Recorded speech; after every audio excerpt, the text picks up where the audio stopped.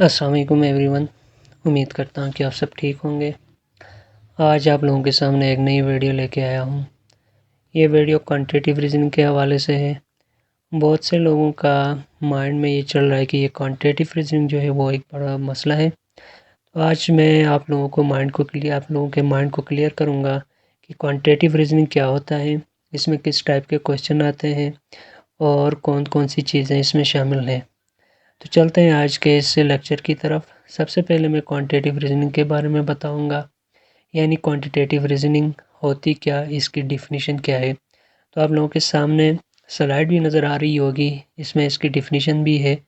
यानी quantitative reasoning involve the ability to understand, analyse and interpret numerical and statistical information. यानी हमारे पास जो information आती है, ठीक है, उसको अंडरस्टैंड करना, फिर उसको एनालाइज करना, फिर इसको हमने बयान करना, ठीक है। तो इसको बोलते हैं क्वांटिटेटिव रीजनिंग। अब ये जो इन्फॉर्मेशन हमारे पास आती है, ये किस तरीके से आती है। तो ये जो है या तो आपको ग्राफ की शक्ल में आती है, या डेटा की शक्ल में आती है, या नंबर्स की शक्ल में आती है। तो इसको हमने समझना है और उसके बाद हमने इसको यानी आंसर देना है। तो इसे बोलते हैं क्वांटिटेटिव रीजनिंग। तो जो क्वांटिटेटिव रीजनिंग है, इसे दूसरे लफ्ज़ों में बेसिक मैथमेटिक्स भी कहा जाता है। अब बेसिक मैथमेटिक्स स्किल्स यानी जिसके अंदर हमारे पास जो एलिमेंट्री लेवल तक हमारी मैथ के कंसेप्ट होते हैं, मैथमेटिकल कंसेप्ट, उसको समझना, फिर जाके जो हमारे पास क्वांटिटेटिवली या मॉडल में जो हमें चीज़ें मिल जाती हैं, उसको सॉल्व करना क्वांटिटेटिव मेथड से। तो इसे बोलते हैं क्वांटिटेटिव रीजनिंग। अब जब हम क्वांटिटेटिव रीजनिंग की बात करते हैं तो इसके अंदर कौन कौन से टॉपिक शामिल हैं, तो ये मैं आपको बताऊं। सबसे पहले हमारे पास आता है अर्थमेटिक्स, फिर उसके बाद आता है अलजबरा, फिर उसके बाद आता है ज्योमेट्री, और उसके बाद आता है डेटा एनालिसिस। यानी ये सारे टॉपिक्स हमारे क्वांटिटेटिव रीजनिंग में आते हैं। और अब अर्थमेटिक क्या होता है, ठीक है। अर्थमेटिक में हल्का सा आपको ये जो हमने 4 चीज़ें बताई हैं, इसके बारे में हल्का सा आपको बताऊंगा कि अर्थमेटिक क्या होता है, अलजबरा क्या होता है, ज्योमेट्री और डेटा एनालिसिस क्या होता है। सबसे पहले हम बात करते हैं अर्थमेटिक की। तो अर्थमेटिक्स में क्या आता है, स्टडी ऑफ नंबर्स, यानी नंबर्स की स्टडी को हम बोलते हैं अर्थमेटिक्स। अब नंबर्स के अर्थमेटिक्स के अंदर कौन सी चीज़ें आती हैं, इसमें नंबर भी आता है, फिर जाके मल्टीप्लिकेशन, डिवीजन, एडिशन, सब्ट्रैक्शन, फिर जाके एचसीएफ, एलसीएम, फिर जाके स्क्वायर रूट, फिर जाके percentage, average, ratio and proportion, square root. ये सारे हमारे पास आते हैं ये बेसिक अर्थमेटिक्स में, बेसिक मैथमेटिक्स के अंदर, ठीक है। दूसरा हमारे पास है ज्योमेट्री। ज्योमेट्री के अंदर कौन सी चीज़ें आती हैं, जैसा कि हमारे पास सर्कल्स हैं, फिर जाके क्वाड्रिलेटरल्स एंड पॉलीगॉन्स हैं, ट्रायंगल्स हैं, फिर जाके लाइन्स एंड ट्रायंगल्स हैं। तो ये चीज़ें हमारे पास आते हैं किसमें, ज्योमेट्री में। नेक्स्ट हमारे पास आता है अलजबरा।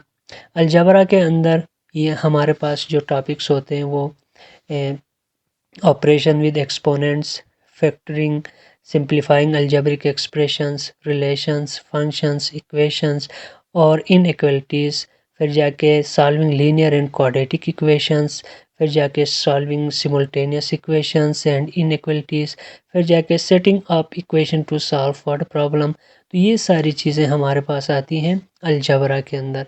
चौथा हमारे पास है डेटा एनालिसिस। डेटा एनालिसिस के अंदर क्या आता है, इसमें जो बेसिक डिस्क्रिप्टिव स्टैटिक्स हैं, जैसा कि हमारे पास मीन है, मीडियन है, मोड है, रेंज है, स्टैंडर्ड डिविएशंस है, इंटरक्वार्टाइल रेंज है, फिर जाके परसेंटाइल्स है, interpretation of data, table, graph, फिर जाके जिस ग्राफ के अंदर line graph, bar graph, circle graph, box plot. तो ये सारी चीज़ें हमारे पास डेटा एनालिसिस के अंदर आते हैं। तो आज का जो हमारा टॉपिक था, ये जो है हमारे पास बेसिक मैथमेटिक या क्वांटिटेटिव रीजनिंग के बारे में था। तो यहाँ तक आप लोगों को समझ में आया होगा, ठीक है। तो अब हम चलते हैं आज के जो एमसीक्यूज़ हैं, इंपॉर्टेंट एमसीक्यूज़, उसकी तरफ। तो अभी एमसीक्यूज़ करते हैं, फिर उसके बाद आपका माइंड क्लियर हो जाएगा। जी, तो हमारे पास क्वांटिटेटिव एनालिसिस के फर्स्ट जो क्वेश्चन है वो परसेंटेज से रिलेटेड है। अब परसेंटेज में देखें, what is 5% of 5।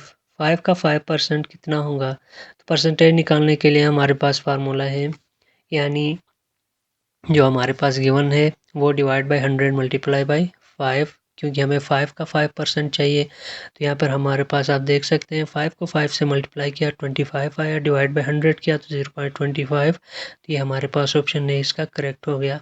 What is the LCM of 70 and 80? यानी 70 और 80 का एलसीएम क्या होगा? ये 560 हो जाता है। इसकी एक्सप्लेनेशन नीचे आपके पास गिवन है, वहाँ से आप देख सकते हैं। फिर जाके what is arithmetic mean of the data set 450108 यानी इसका जो अर्थमेटिक मीन है ये क्या आएगा? तो हमारे पास इसका जो फार्मूला है sum of number divide by total numbers, यानी सम ऑफ नंबर हमारे पास जितने नंबर ऊपर गिवन है उसको ऐड करना है, फिर डिवाइड करना है जितने नंबर, जैसा कि यहाँ पे 5 नंबर हैं तो उससे हमने 6 नंबर है तो उससे हमने डिवाइड किया तो हमारे पास आंसर जो है वो 5 आ गया। What is the total of 2 add 2 divide 2 multiply 2 subtract 2? यानी इसको जब हम ऐड सॉल्व करते हैं तो इसका आंसर हमारे पास क्या आता है? तो बोडमास का जो कानून है उसके मुताबिक इसको सॉल्व करेंगे। तो इसको जब हम इससे सॉल्व करेंगे तो हमारे पास जो आंसर आएगा वो 2 आएगा। तो इसका सोल्यूशन भी मैंने नीचे दिया है। नेक्स्ट है what is the angle which is equal to its complement? What is the angle? Angle क्या होगा which is equal to its complement? अगर वो अपने कंप्लीमेंट के बराबर हो तो ये होगा 45 degree. Umar receive salary raise from 25,000 to 27,500, find percent of increase.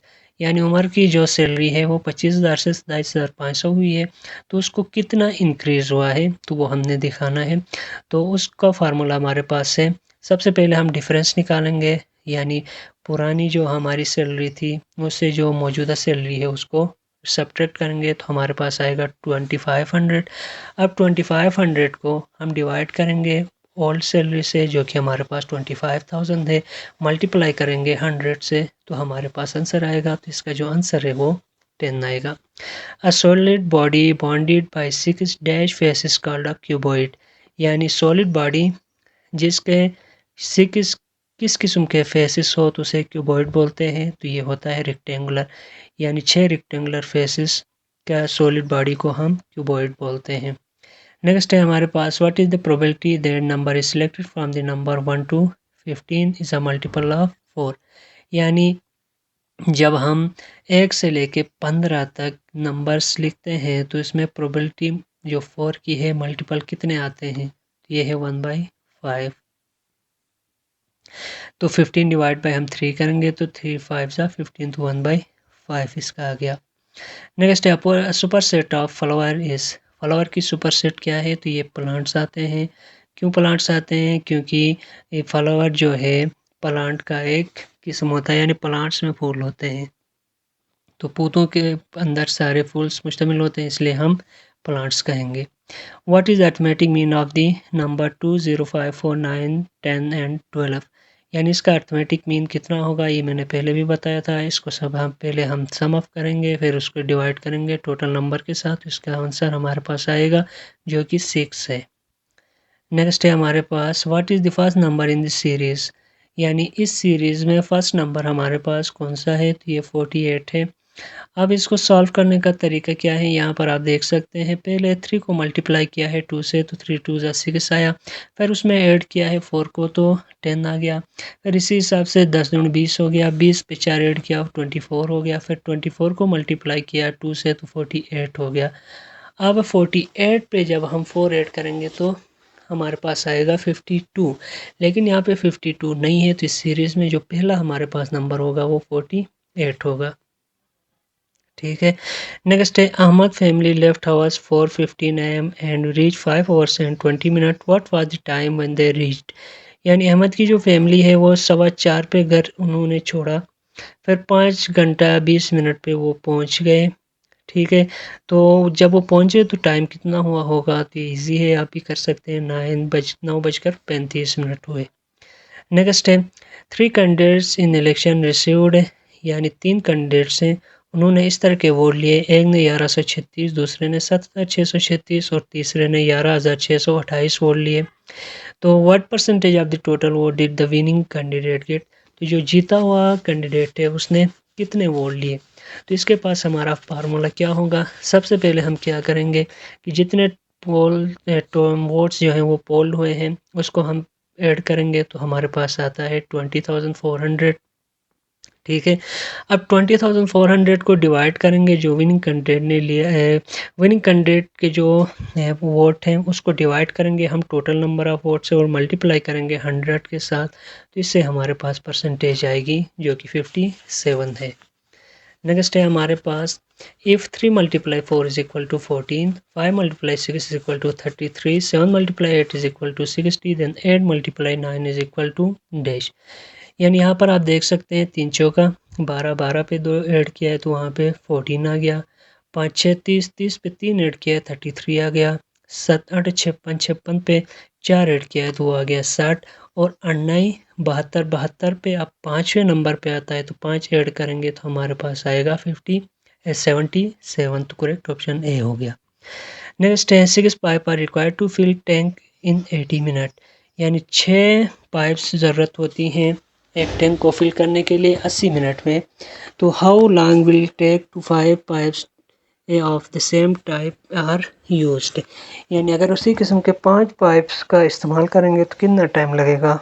तो इसका हमारे पास नीचे पूरा प्रोसीजर गिवन है, ये आप वहाँ से भी समझ सकते हैं, तो 96 मिनट लगेंगे। तो अ फार्मर एक्स सॉट wheat in 2 by 5 acre of his field and rice in remaining, यानी एक फार्मर है उसने अपने खेत में 2 by 5 एकड़ में चावल उगाए हैं।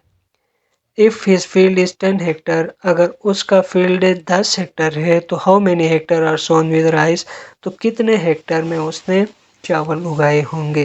तो इसका जो आंसर आता है वो 6 हेक्टर होता है। अब इसकी एक्सप्लेनेशन के लिए हम क्या करेंगे, अ फार्मर सोड वीट ऑन 2 by 5 एकड़ एंड फील्ड 10 हेक्टर, यानी 10 हेक्टर फील्ड में से 2 by 5 हेक्टर उसने क्या उगाए हैं, गंदुम बोए हैं। तो सबसे पहले हम हेक्टर को एकड़ में एक्ट्रेस में कन्वर्ट करेंगे, उसके लिए हमारे पास क्या है, यानी 1 हेक्टर जो है वो इक्वल होता है 2.47105 एकड़ के। तो हम इसको मल्टीप्लाई करेंगे 10 के साथ तो हमारे पास आएगा 24.7105। अब 24.7105 एकड़ में से हमने जो गंदुम बोए हैं उसको निकालने के लिए क्या करेंगे, मल्टीप्लाई 2 by 5 करेंगे। तो जब हम मल्टीप्लाई 2 by 5 करेंगे तो हमारे पास आएगा 9.8842 एकड़, ये हमारे पास आएगा जहाँ पे उसने गंदुम उगाए हैं। अब दोबारा उसके लिए हम क्या करेंगे, जो टोटल रुकबा था उसमें से जो गंदुम उसने उगाए थे उसको हम सब्ट्रैक्ट करेंगे तो हमारे पास आएगा 14.8263, यानी टोटल 24.7105 एकड़ था, उसमें से 9.8842 ये उसने गंदुम उगाए थे, इसको सब्ट्रैक्ट किया तो हमारे पास आ गया 14.8263। अब हमारे पास जो 14.8263 है ये एकड़ में से हमने कन्वर्ट करना है हेक्टर में, तो इसे कन्वर्ट करने के लिए डिवाइड करेंगे 2.47105 से, तो हमारे पास हेक्टर में आएगा जो कि 5.9957 है, जिसे हम राउंड ऑफ करते हैं तो 6 के इक्वल आता है, यानी 6 हेक्टर के इक्वल आता है। तो 6 हेक्टर में उसने क्या उगाया है, चावल उगाया है।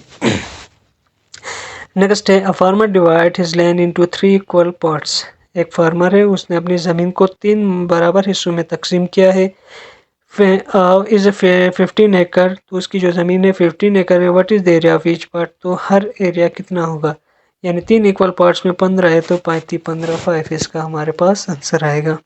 What is Aslam's present age, Aslam की मौजूदा एज कितनी होगी। इफ़ आफ्टर, अगर बाद में 20 years his age will be 10 time, यानी 20 साल बाद उसकी उम्र जो है वो 10 गुना होगी 10 ईयर बैक उसकी 10 साल पहले से। तो इसको निकालने के लिए हमारे पास क्या करेंगे सबसे पहले असलम अमान की जो प्रेजेंट एज है वो हम निकालेंगे x से, फिर जाके 10 साल पहले हम x से माइनस करेंगे 10 को, फिर जाके 20 साल बाद x करेंगे +20। तो इस इक्वेशन के मुताबिक हमारे पास जो इक्वेशन बनती है वो क्या बनेगी, x + 20 is 10 time his age 10 year back, तो x - 10, तो x + 20 is equal to 10 x - 10। तो हमारे पास जो इक्वेशन बन जाती है वो बन जाती है x प्लस 20, ये हमारे फर्स्ट थी, दूसरी साइड पे 10x माइनस 100। अब इसको सॉल्व करने के लिए यानी हम क्या करेंगे, x और जो नंबर्स हैं उसको एक तरफ करेंगे, फिर जाके जो इक्वेशंस हैं वो एक तरफ करेंगे। तो 10x माइनस x करेंगे तो हमारे पास 9x आएगा, फिर जाके 100 प्लस 20 करेंगे तो 120 आएगा। तो x को फाइंड करने के लिए 120 डिवाइड बाई 9 करेंगे तो हमारे पास उसकी मौजूदा एज आ जाएगी 13.3 years. Complete the analogy, analogy इसको कंप्लीट करना है। 144 रेशो 23 प्रोपोर्शन 169 डैश। तो इसके पास हमारे पास क्या होगा, इसको फाइंड करने के लिए हमारे पास जो फार्मूला है mean multiply by extreme. Mean हमारे पास 23 और 169 है, एक्सट्रीम हमारे पास 144 और x है। तो अब इसको हम मल्टीप्लाई करेंगे तो हमारे पास आएगा, यानी 23 और 169 को हम मल्टीप्लाई करते हैं तो हमारे पास आता है 3887। फिर उसको डिवाइड करेंगे हम 144 से तो 26.99 आता है, जो कि यहाँ पे नहीं है, तो नन ऑफ दीज होगा। नेक्स्ट है कारपेंटर, चेयर, मेसन, डैश। यानी जो तरखान है वो क्या काम करता है, कुर्सियों का। तो जो मेसन है वो क्या काम करेगा, मेसन बोलते हैं जो दीवारें बनाता है, ठीक है, तो वो दीवारें बनाता है, ठीक है। नेक्स्ट है हमारे पास select the odd one from the option, यानी इनमें से अकेला कौन सा है, जैसे लायन है, टाइगर है, चीता है, ये सारे जो हैं वो कार्निवोरस एनिमल्स हैं। हिप्पोपोटामस ये जो है ओमनीवोर है, क्योंकि ये गोश्त भी खाता है, फिर जाके सब्ज़ी भी खाता है, तो ये जो है ऑड नंबर में है। और हिप्पोपोटामस क्या होता है, ये जो है समंदरी घोड़े को बोलते हैं। नेक्स्ट है A is B's sister, C is B's mother, D is C's father, E is D's mother, then how is A related to D। यानी A जो है B की बहन है, C जो है B की मदर है, और D जो है C का फादर है, E जो है D की मदर है। तो A D से क्या लगेगी, तो ये ग्रैंड डॉटर लगेगी। अब इसको समझने के लिए यहाँ पे एक सीक्वेंस बनाई गई है, ये यहाँ से आप देख सकते समझ सकते हैं। If P denoted to Q denotes plus, यानी P जो है वो डिनोट करता है माइनस को, फिर जाके Q डिनोट करता है प्लस को, R डिनोट करता है ज़रब को, एंड W डिनोट करता है प्लस को। तो then 48 Q 12 R 10 P 8 W 4 is equal to dash. तो अब इसको हम इक्वेशन बना के वहाँ पे पुट करेंगे। P हम सब्ट्रैक्शन के लिए डिनोट करते हैं, Q प्लस के लिए, R मल्टीप्लाई के लिए, W प्लस के लिए। तो अब इसको हम प्लस करते हैं तो हमारे पास जो आंसर आएगा वो आता है 178। तो यहाँ पे 178 का ऑप्शन नहीं है, तो ये यहाँ पे नन हो जाएगा। नेक्स्ट है Waqas is taller than Robel but shorter than Javed. Waqas जो है वो रोबेल से लंबा है लेकिन जावेद से छोटा है। Shahid is shorter, Dawood is taller than Shahid. यानी Shahid is the shorter, Shahid छोटा है, Dawood is taller than Shahid, Dawood Shahid से लंबा है, बट शॉर्टर देन रोहेल, लेकिन रोहेल से छोटा है। हु इज टालेस्ट, टालेस्ट कौन होगा, तो यहाँ पर आप देख सकते हैं जावेद है। अब इसको समझने के लिए नीचे यहाँ पे गिवन है, ये आप समझ सकते हैं। नेक्स्ट है which one of the following does not belong to the other, यानी इनमें से कौन से दूसरे बिलोंग नहीं करता है। Inch, feet, ton, centimetre. तो यहाँ पे आपने एक बात नोट किया होगा, इंच, फीट और सेंटीमीटर ये हमारे पास जो है वो डिस्टेंस की यूनिट्स हैं। फिर जाके जो टन है ये हमारे पास वेट की यूनिट है, मास की, तो ये इससे अलग है। नेक्स्ट है depressed is elated as a submissive is to dash, यानी डिप्रेस जो है वो उसका जो होता है इलेटेड, यानी डिप्रेस्ड किसे बोलते हैं, सैडनेस, ठीक है, फीलिंग्स ऑफ सैडनेस, और इलेटेड बोलते हैं फीलिंग ऑफ जॉय। तो ये जो है इसका एंटोनियम है। इसी तरीके से तो सबमिसिव का एंटोनियम क्या बनेगा, तो सबमिसिव का जो एंटोनियम बनेगा वो रेजिस्टेंस बनेगा। नेक्स्ट है हमारे पास carpenter is to wood and machine is to dash. Carpenter जो है वो लकड़ी के लिए होता है, तो मशीन मोटर व्हीकल्स के लिए होता है। मैकेनिक जो है वो मोटर व्हीकल्स के लिए होता है।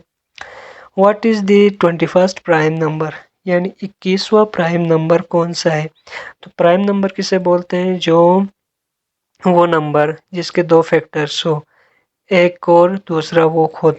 जैसा कि हमारे पास प्राइम नंबर कौन से 1 है, 3 है, 1 है, 2 है, 3 है, 5 है, 7 है, 11 है। तो इस तरीके से जब हम सीक्वेंस में जाते हैं तो 21वें नंबर पे प्राइम नंबर कौन सा आता है, तो वो बताना है, तो वो 73 होता है। What number must be multiplied by 384 to get 28032, यानी कौन सा नंबर हम मल्टीपल करेंगे 384 से तो हमें 28032 आएगा। सिंपली 28032 को डिवाइड करेंगे 384 के साथ, तो हमारे पास जो आंसर आएगा वो इसका मल्टीपल होगा। नेक्स्ट है in the class of 60 male 35 female students, यानी एक क्लास है उसके अंदर 60 मेल है 35 फीमेल है। 80% क्लास फेल इन केमिस्ट्री। अब उस क्लास में 80% जो है वो केमिस्ट्री में फेल हुए हैं, 30% इंग्लिश में फेल हुए हैं। तो विच वन इज ट्रू, नीचे स्टेटमेंट दी गई है, कौन सी सही होगी। Only female, no male is failed, only male are failed, या both male and female are failed. तो यहाँ पे सारे यानी मेल और फीमेल दोनों फेल हुए हैं। If today before yesterday is Monday, what will be the day of the week 3 days after day after tomorrow, यानी 2 day before yesterday वो is Monday, यानी कल से 2 दिन पहले हम जाते हैं तो मंडे था। What will be the day of the week 3 days after day after tomorrow, यानी कल के दिन के बाद 3 दिन मजीद हम जागते हैं तो कौन सा दिन होगा, तो ये थर्सडे होगा। तो इसकी एक्सप्लेनेशन भी नीचे दी गई है, यहाँ से आप देख सकते हैं। A book is written as OOKB. How is table written, यानी बुक को हम इस तरह लिख सकते हैं, तो टेबल को हम कैसे लिखेंगे। तो यहाँ पे आप देख सकते हैं बुक की जो के है और इसके साथ ओ है वो पहले लिखा है, फिर जाके बी जो है पहले वाली लास्ट में लिखा है। इसी तरीके से टेबल की भी ऐसे ही लिखेंगे, यानी सबसे लास्ट में हमारे पास जो है वो है एल, ठीक है।